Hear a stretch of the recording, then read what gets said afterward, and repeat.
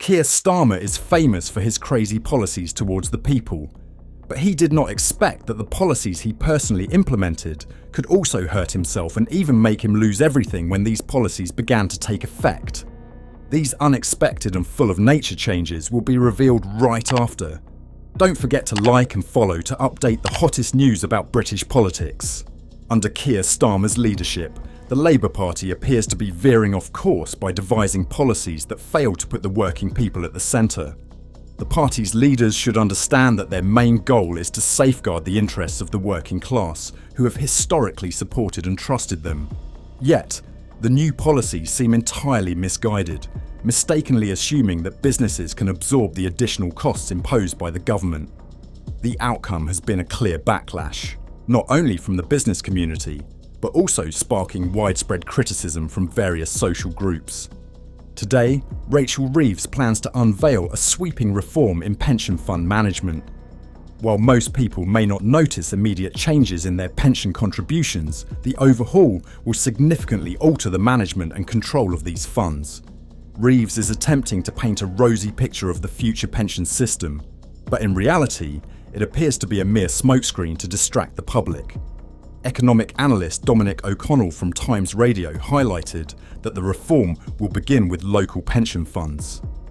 Currently, there are about 89 such funds across the country, though this number has recently dropped to 86. Reeves's plan is to merge these into 8 major funds, with the hope that consolidating financial resources will boost investment in specific assets, driving economic growth in the UK. However, there are no guarantees that this merger will deliver the anticipated results, reflecting a risky move that lacks a thorough risk assessment. The Prime Minister confidently claimed that restructuring pension funds could unlock up to £80 billion for investment in businesses. However, reality paints a different picture. A recent survey found that 2/3 of businesses believe current budget policies have made the UK a less attractive place for investment, deterring potential investors. This outcome feels like a slap in the face to businesses that had hoped for government support.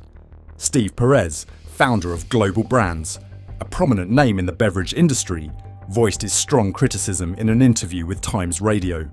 Steve Perez, an astute entrepreneur, initially remained hopeful. He believed the government would listen to business voices and work alongside them to navigate tough times. He reminisced about the Blair years as the most successful period for his business, when the Labour Party prioritised the needs of enterprises. Yet, the current budget has shown the opposite. Perez expressed disappointment at the government's lack of attention to small and medium-sized enterprises, SMEs, focusing instead on aiding large corporations. This has only reinforced his belief that the Labour Party under Starmer has lost its fundamental identity.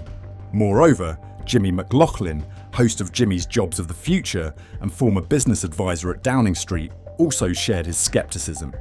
He noted that although Rachel Reeves is trying to capture public attention with pension policy changes, this move fails to quell the growing wave of discontent from the business sector.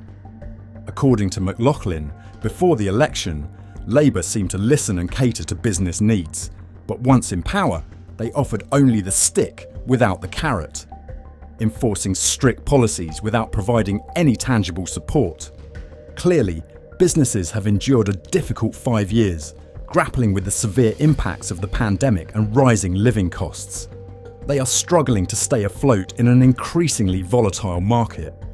The government's decision to raise hiring taxes has made job creation even harder. Instead of assisting businesses, the current policies only add pressure and hinder their growth. While the Labour Party claims to aim for wealth creation, their actions reveal a profound ignorance, if not a complete disregard, for the hardships faced by SMEs. It feels like a betrayal of those who placed their trust in them. Keir Starmer boldly declared that his top priority in the election campaign is to generate wealth for the country. However, many are sceptical, questioning where this wealth will come from when no one seems to understand Labour's strategy for economic growth in the 2020s. The vague and impractical policies have left businesses grappling with severe capital shortages. Jimmy McLaughlin, a former business advisor at Downing Street, offered a sharp critique of this situation. Before the election, Labour made significant efforts to woo the business community with promising commitments, creating the illusion that they truly understood and would support investors. It was a charm offensive, filled with empty promises aimed at garnering business backing. But was it all a facade? Once in power, Labour appears to be wrecking the budget without a clear plan. The harsh realities of running a government have plunged them into a whirlwind of challenges and obstacles they seemingly did not foresee. McLaughlin argues that the Labour Party still has a chance to improve its relationship with the business community, but this would require a thorough reflection on what they genuinely intend to offer to businesses. Most of Keir Starmer's cabinet members come from legal backgrounds with little practical experience in running a business. They are more accustomed to litigation than creating real economic value. This lack of experience poses a significant challenge when they are tasked with crafting economic policies that they do not fully comprehend.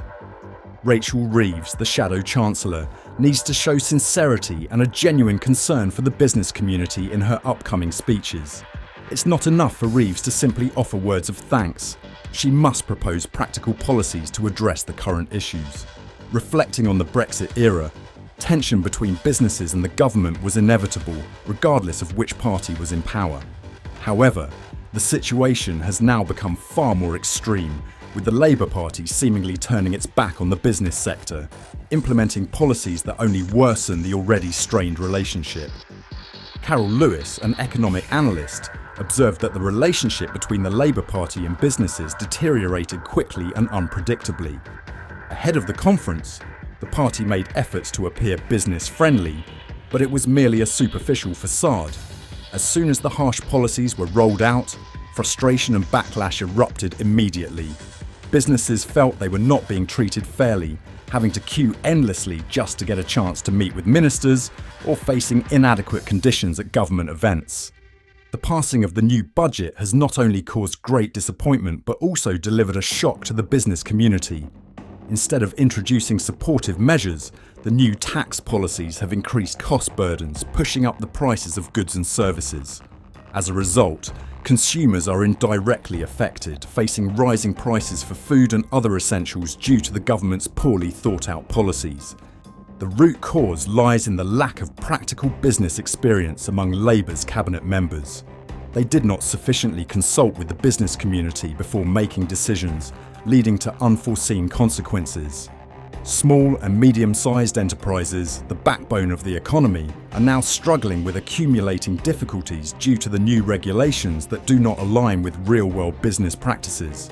Jimmy McLaughlin remarked that the government might hope the criticism from the business community would eventually subside, but this is unlikely. Businesses are well aware that under Labour leadership, they could be facing a challenging decade. While they may be hesitant to publicly criticise too harshly, they cannot simply accept disadvantageous policies in silence. The relationship has been severely damaged, and rebuilding trust will be a long, arduous journey. From what has transpired, it is evident that the Labour Party is facing significant difficulties in convincing the business community of its commitment to driving economic growth. Poorly considered policy decisions and a lack of attention to the real needs of businesses have only added to the chaos. The business sector is expecting a change in approach from the government, but they might be waiting in vain. This stagnation not only erodes investor confidence, but also diminishes public trust. The Labour Party is now confronted with an immense challenge in restoring credibility and demonstrating effective leadership during this turbulent period. What do people think about the issues we have discussed in today's video? Please leave your thoughts in the comments below. Don't forget to like and subscribe to the channel to stay updated on the latest political developments in the UK. Thank you all, and see you in the next videos.